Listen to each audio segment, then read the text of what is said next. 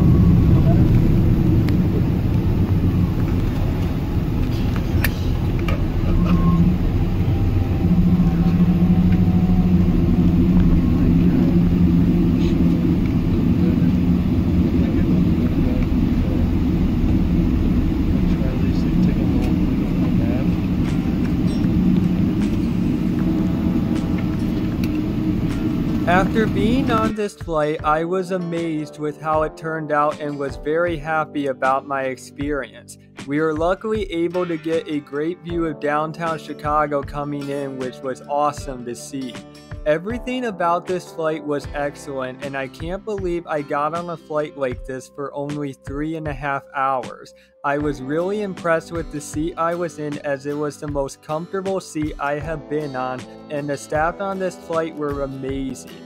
They definitely treated us very well, and they really looked like they enjoyed their jobs and were happy to see us passengers, which made it for a very pleasant flight. I had my expectations set really high for this one, and it still exceeded it. This flight will be one to remember for a good while, and I hope to get on another one like this in the near future, as I plan to do more flights. I hope you guys enjoyed the video. Thank you for watching, and go ahead and like, comment, and subscribe, and I hope to see you guys again soon in my upcoming videos.